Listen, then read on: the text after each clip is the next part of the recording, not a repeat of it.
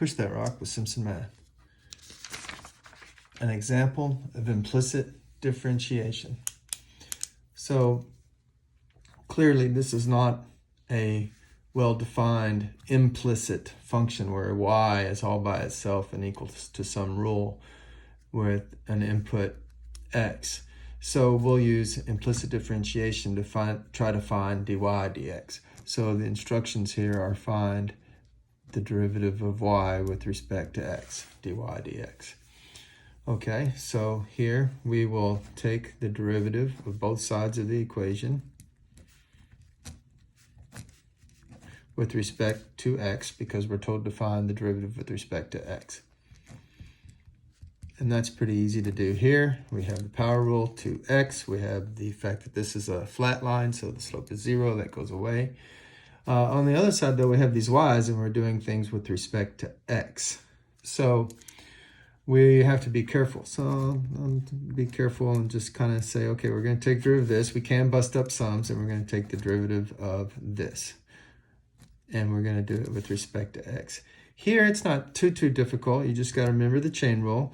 There's some function x squared that's got a y put into it. So you find the derivative of x squared, which is 2x, but you put y in, so 2y. But then you multiply by the derivative of y, which is dy dx. Okay, over here it's a little bit trickier. We're going to use the placenta rule, which is you give birth to the mother. Then you multiply by the derivative of the function that's been put into the e function. So I'm going to multiply by the derivative of this xy. Ah, but now I have a product. Oh, that's tricky. Very tricky. Okay, so we'll have to be careful about that. So we have e to the xy times product rule. This function times the derivative of that function.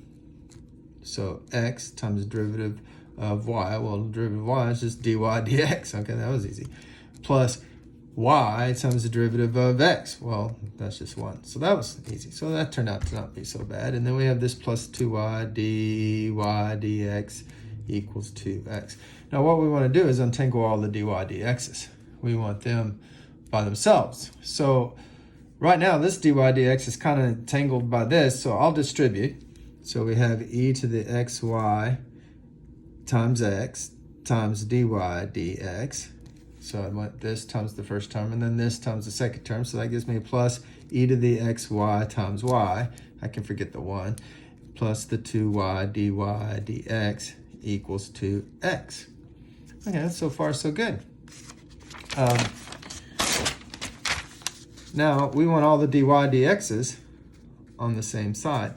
So we'll move this guy over and keep these two together. So we have e to the xy x with a dy dx. And we have a 2y with a dy dx.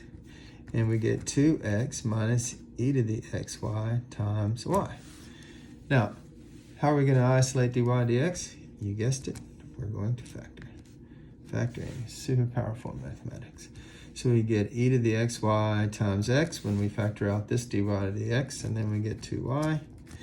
And then to solve for dy dx, all we have to do is divide by this binomial.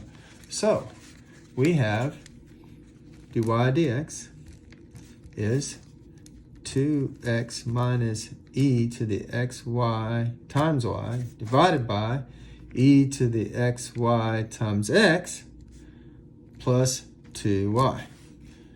And that's the derivative of the relation we started with. It gives us the slope in terms of the vectors x and y, xy. Math made simple. Simpson Math.